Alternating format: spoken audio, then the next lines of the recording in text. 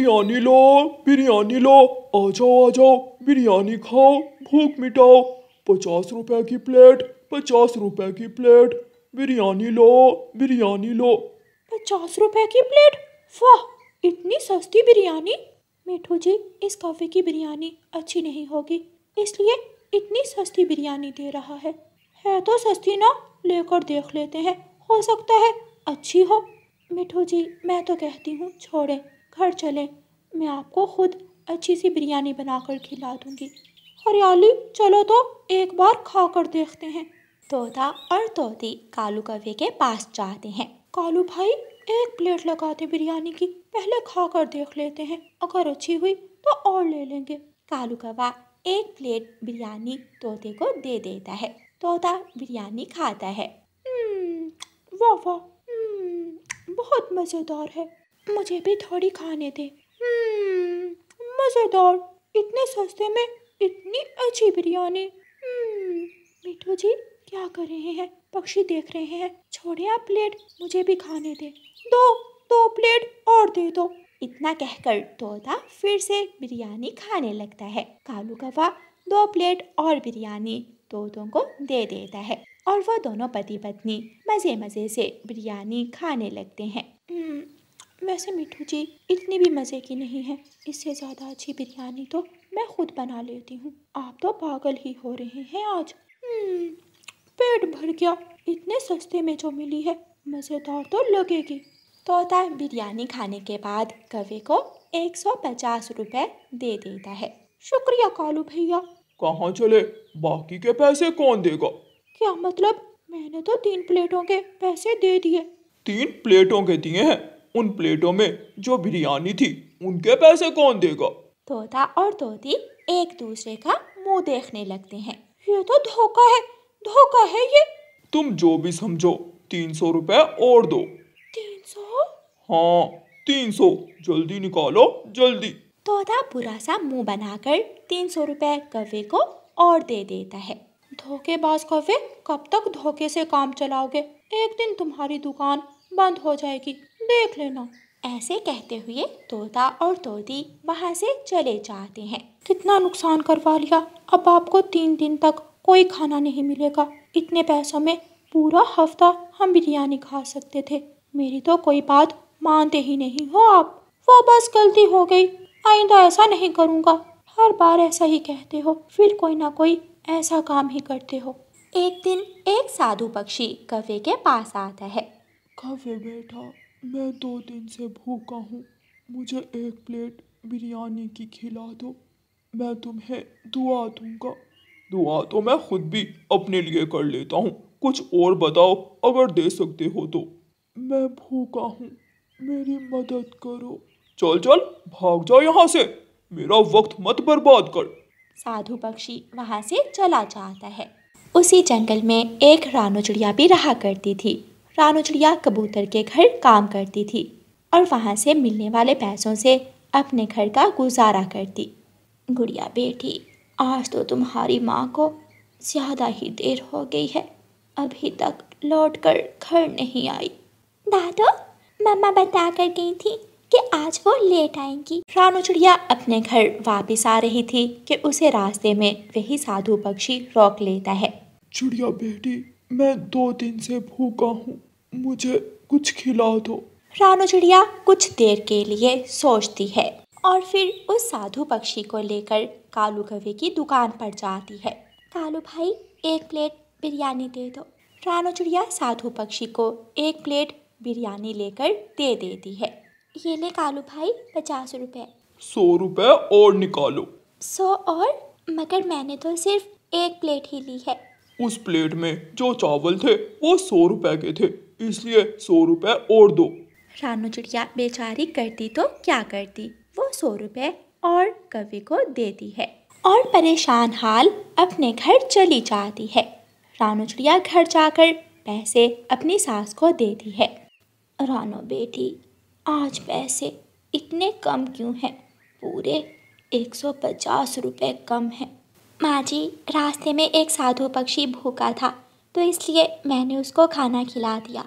ये तो तुमने बहुत अच्छा किया, मगर इन पैसों से तो घर का राशन ही आएगा, गुड़िया के स्कूल की फीस कहाँ से देंगे। माँ जी, आप चिंता ना करें, कुछ ना कुछ कर लेंगे। अभी 2 दिन है, मैं कबूतर भैया से बात करूँगी, शायद वो कुछ मदद कर दे। आहिस्ता आहिस्ता पूरे जंगल में ये बात फैल चुकी थी कि कालू कौवा सबको धोखा देता है। अब कालू कौवे की दुकान पर कोई पक्षी भी नहीं जाता था। कालू कौवा दुकान खोले कब से बैठा हुआ था। न जाने कहाँ रह गए पक्षी। कल भी सारी बिरयानी खराब होकर गई और आज फिर लगता है शाम तक खराब हो जाएगी। ये क्या हो रहा है मेरे साथ? आज जब रानो चिड़िया घर वापस आ रही थी तो साधु पक्षी रानो चिड़िया को रोक लेता है। साधु बाबा, क्या आपको भूख लगी है? अगर भूख लगी है तो आप मेरे घर आ जाएं, मैं आपको खाना खिला दूंगी। रानो चिड़िया उस साधु पक्षी को अपने घर ले जाती है। साधु पक्षी पेट भरकर खाना खाता है। चिड़िया बेटी, आज के बाद तुम्हारे घर में किसी चीज की कोई कमी नहीं होगी, जो चाहोगी पाओगी। ऐसे कहकर साधु पक्षी वहाँ से चला जाता है। रानो बेटी, सारा खाना मैंने साधु पक्षी को दे दिया, अब तो घर में कुछ भी नहीं है। मम्मा, मुझे बिरयानी खानी है, इतने दिनों बाद बिरयानी बनी थी। गुड़िया ने अभी इतना कहा ही था कि बिरयानी की खुशबू आने लगती है और खाली बर्तन बिरयानी से भर जाता है। वाओ मम्मा, इतनी सारी बिरयानी! रानो चिड़िया और उसकी सास ये देखकर बहुत हैरान होती हैं और वह सब मज़े मज़े से बिरयानी खाते हैं। फिर उस दिन के बाद चिड़िया का परिवार जिस चीज़ की भी इच्छा करता वो चीज़ उनके सामने आ जाती। रानो चिड़िया अपने जंगल के गरीब पक्षियों की भी मदद करती है। कालू कौवा रानो चिड़िया का खूबसूरत घर देखकर हैरान हो रहा था। वो रानो चिड़िया के पास आता है। रानो चिड़िया, तुम तो बहुत गरीब थी, ये सब कैसे? मैंने तो बस एक साधु पक्षी को खाना खिलाया, उनका आशीर्वाद है ये सब। तो साधु पक्षी इस दुआ की बात कर रहा था। बुरी किस्मत मेरी, काश 1 प्लेट चावल खिला देता तो आज ये सब मेरे पास होता। अब कौवा अपने किए पर पछता रहा था, लेकिन अब कोई फायदा नहीं था। प्यारे दोस्तों, इस कहानी को लाइक, अपने दोस्तों के साथ शेयर और चैनल को सब्सक्राइब करना बिल्कुल मत भूलना। आपका धन्यवाद। गौरी कभी काली ऐनक लगाकर नदी पर बैठी हुई थी। उड़ता हुआ कालू कौवा वहाँ आ जाता है। कौवी, सुंदर कौवी, तुम बहुत सुंदर लग रही हो।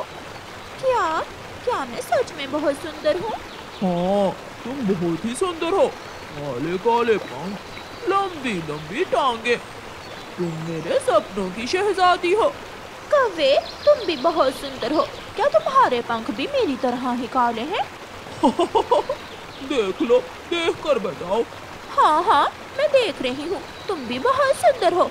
मेरी तरह काले काले पंख, बड़ी सी लंबी चोंच, तुम भी मेरे सपनों के शहजादे हो। मैं तुमसे शादी करना चाहता हूँ, क्या तुम करोगी मुझसे शादी? हाँ, लेकिन तुम्हें मेरी माँ से इजाजत लेना होगी, फिर ही मैं तुमसे शादी कर सकती हूँ। मैं मना लूंगा तुम्हारी माँ को। फिर कालू कौवा वहाँ से चला जाता है। थोड़ी देर बाद उस कौवे की माँ वहाँ आ जाती है। बेटी, अब घर चलो, क्यों यहाँ बैठी हुई हो? माँ, मैं कुछ देख नहीं सकती, लेकिन महसूस तो कर सकती हूँ। मुझे यहाँ बैठना बहुत अच्छा लगता है। फिर बूढ़ी कौवी अपनी अंधी बेटी को लेकर घर चली जाती है। माँ, मैं शादी करना चाहती हूँ। बेटी, कौन करेगा तुम अंधी से शादी? तुम देख नहीं सकती हो, अपने काम नहीं कर सकती हो। माँ, एक आवाज मुझे मिला था, उसने मुझे पसंद कर लिया है, वो मुझसे शादी करना चाहता है। क्या तुमने उसे बताया कि तुम देख नहीं सकती हो? नहीं माँ, इस बार मैं पहले नहीं बताऊंगी, शादी के बाद खुद ही पता चल जाएगा। दूसरे दिन कौवा सुबह सवेरे उठता है और सर पर टोपी, गले में मफलर और खुशबू लगाकर घर से निकलता है। वो सीधा गौरी कौवी के घर जाता है। गौरी, मैं आ गया। माँ कहाँ है? मैं माँ से इजाजत लेने आया हूँ। क्या आप करोगे ना मुझसे शादी? माँ को मना लोगे ना? हाँ, मैं तुम्हारी खातिर सब कर सकता हूँ। माँ, माँ यहाँ आओ, कोई आपसे मिलने आया है। बूढ़ी माँ रसोई से आती है। माँ जी, मैं शादी करना चाहता हूँ आपकी बेटी से। बेटा, अगर तुम मेरी बेटी से शादी करना चाहते हो तो तुम्हें मेरे लिए खेत से ताज़ा ताज़ा गाजरें लानी होगी। अगर तुम मेरे लिए गाजरें ले आओ तो फिर ही मैं तुम्हारी शादी करूंगी अपनी बेटी से। मैं लाऊंगा। मैं गाजरें क्या, मैं सेब भी ले आऊंगा। कालू जी, मेरी खातिर माँ को गाजरें ला दोगे क्या? हाँ, मैं यूं गया और यूं आया। कौवा वहाँ से उड़ता है। माँ, तुमने कालू को गाजरें लेने क्यों भेज दिया है? बेटी, तुम अंधी हो, दाना नहीं कमा सकती। मैं देखना चाहती हूँ कि ये कौवा मेहनती भी है, क्या ये तुम्हारा पेट भी भर सकेगा? कौवा उड़ता हुआ कबूतर के खेत में जाता है। कबूतर काम से फारग होकर धूप में लेटा हुआ था। कबूतर सो रहा है, मैं आसानी से कबूतर की गाजरें चुरा सकता हूँ। कालू कौवा चुपके से खेत में घुस जाता है और कबूतर की गाजरें चुराने लगता है। कौवा कबूतर की गाजरें चुराकर भाग जाता है। बेटा, ये गाजरें तो बहुत स्वादिष्ट हैं। तो क्या माँ जी, मैं अब शादी कर सकता हूँ आपकी बेटी से?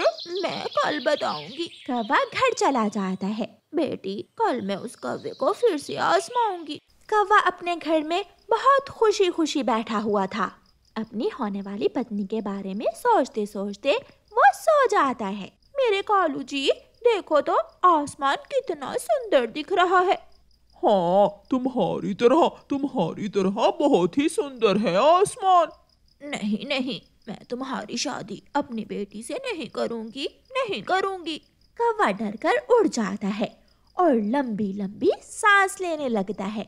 सपना, ये तो सपना था। माँ मान जाएगी, जरूर मान जाएगी। दूसरे दिन फिर से कालू कौवा गोरी कौवी के घर जाता है। आज तुम्हें मिठाई लाना होगी। अगर तुम मेरी बेटी से शादी करना चाहते हो तो पहले मुझे मिठाई लाकर खिलाना होगी। मिठाई?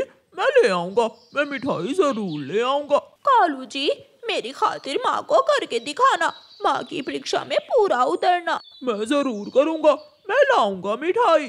कालू कौवा उड़ता है और चिड़िया के पास जाता है। चिड़िया चिड़िया, मुझे कुछ पैसे उधार दे दो, मैंने अपनी होने वाली सास के लिए मिठाई लेकर जाना है।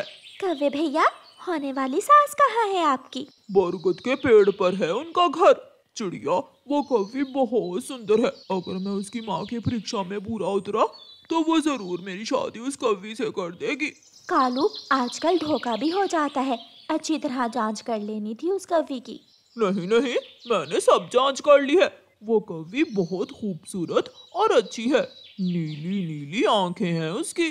फिर चिड़िया कौवे को कुछ पैसे उधार दे देती है और कौवा वो पैसे लेकर वहाँ से चला जाता है। कौवा चील की दुकान पर जाता है। चील दी, मुझे 1 किलो गुलाब जामुन दे दे। कौवे, पूरे 1 किलो क्या अकेले ही खाओगे? नहीं नहीं, मैं अपने ससुराल जा रहा हूँ मिठाई लेकर। चील कौवे को मिठाई दे देती है और कौवा मिठाई लेकर गोरी कौवी के घर की तरफ जाता है। मुझे पता था तुम जरूर कर लोगे। मेरा मफलर कैसा लग रहा है? सुंदर है? मफलर? हाँ, मैंने तो देखा ही नहीं था। ये मफलर तो बहुत सुंदर है। लाल लाल रंग का मफलर मुझे बहुत पसंद है। ये लाल नहीं, ये तो सफेद है। मैं तो मजाक कर रही थी। जब मेरी शादी तुमसे हो जाएगी तो मैं तुम्हें लाल मफलर ही लेकर दूंगी।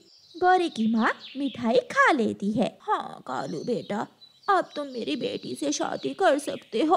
कौवा खुशी से उछलने लगता है। दूसरे दिन कौवा चिड़िया, कबूतर और तोते को साथ लेकर आता है और कौवे की शादी हो जाती है। कालू, तुम्हारी पत्नी आंखों से ऐनक क्यों नहीं उतार रही? कहीं अंधी ही ना हो। तोते, मैं तुम्हारी चोंच तोड़ दूंगा। अगर किसी ने सुन लिया तो शर्म करो। तोता चुप करके बैठ जाता है। कौवा उस कौवी को बिहाकर अपने साथ ले जाता है। ये घर तो बहुत सुंदर है, इतना बड़ा घर। क्या ये पागल है? मेरे टूटे फूटे घर को सुंदर बोल रही है। हाँ, ये घर मेरी माँ ने बनाया था। अब ऐनक उतार भी दो।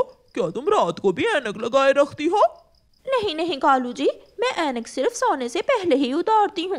गोरी की इस बात से कालू कौवे को शक पड़ जाता है और वो उठकर दूसरी तरफ जाकर बैठ जाता है। मैं घर का ख्याल रखूंगी और तुम दाना ले आया करना।